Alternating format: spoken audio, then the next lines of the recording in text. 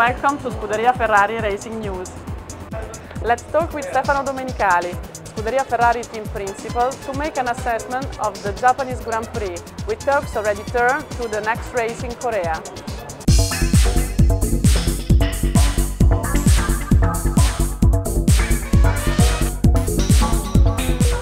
Well, I think that in terms of performance, the outcome of the race here in Japan was really good. We were fighting and this second place showed that we were really competitive. And this is the right approach that we need to keep also for the next 4 races, not only Korea. So the objective is, as we said, to maximize the points, to try to focus on a win that is possible, and to fight for the second place for Fernando in the Driver Championship, because it's an objective that is still very important, because keep it up the motivation, not only for the drivers but also for the team. Fantastic, I mean, perfect, no mistake, always focus in trying to manage the best way that he can the tires, so really fantastic. I think that Felipe did a great weekend, and it was a shame that after the contact that he had with Hamilton, he broke parts of his car, so it was difficult for him in the second part of it to try to match the pace that he was in this pocket, because we have seen not only qualified but also in the first couple of laps he was very fast, and it's a shame because he deserved for sure a better position. I think that for sure the learning curve process that we are facing this year with the effect of the exhaust plus the behavior of the new tires is something that our technician has to understand in a proper way in order to maximize, this experience to make sure that next year everything is much clearer. I think that we will try to bring in Korea something that can be useful to understand the better performance of the car in 2012, and I think this is the target. Target for the race, as I said, minimum podium, and try to do a little step better than what we did here in Japan. I will tell you after what we achieved, if we will achieve. Going into the Korean Grand Prix, we met Andrea Stella, Fernando Alonso race engineer, to explain what is needed to tackle to the track where the Spaniard won the inaugural race 1 year ago.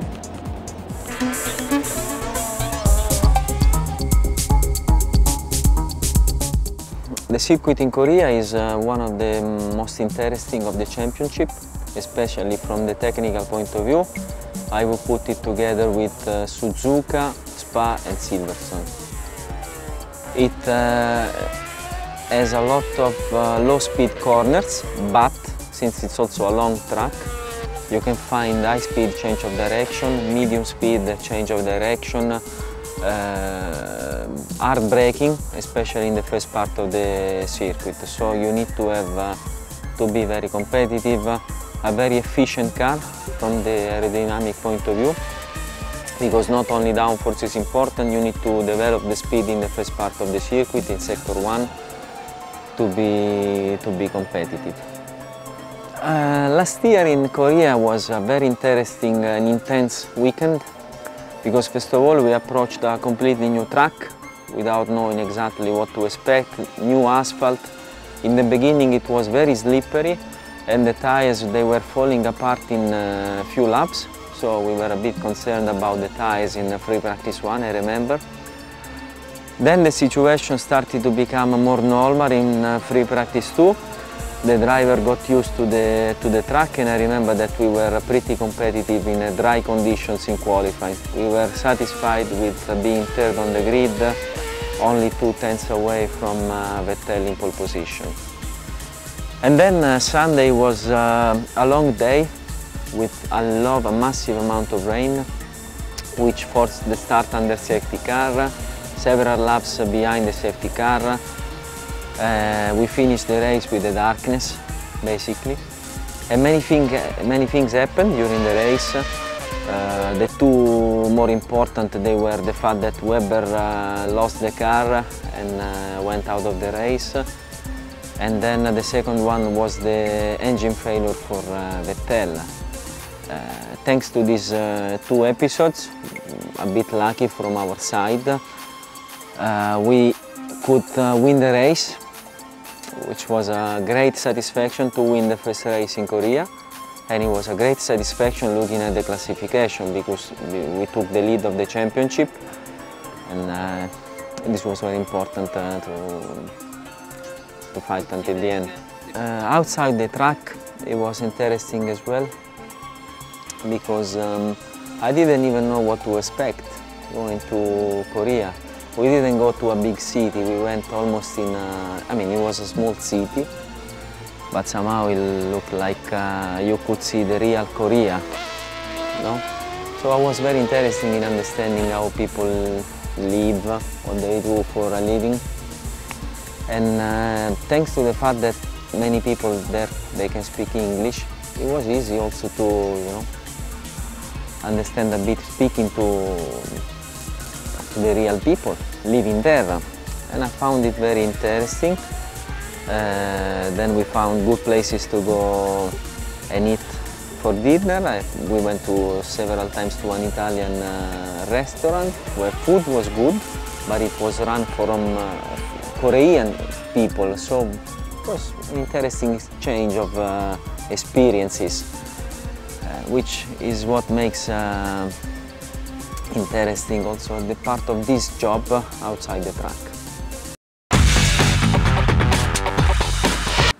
And now let's see what happened in between races with Diego Ioverno, Head of Track Operations.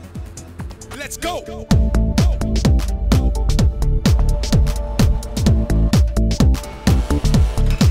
Let's go!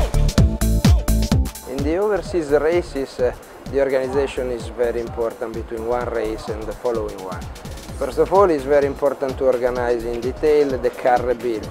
So at the end of the first race, the car is checked, every part is inspected, and what needs to be sent back to the factory needs to be repacked and shipped, and the car needs to be put together at least in a sensible way to be transferred, because by agreement the car has to be transferred always on the four wheels. Then when you arrive in the following race garage, let's say you have to build up again everything, so garage, offices and so on, and start the real preparation of the car.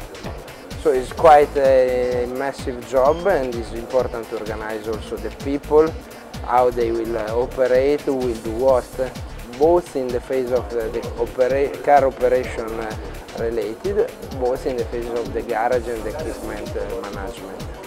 The back-to-back overseas is even more challenging, because the time available between one event and the following one is very narrow.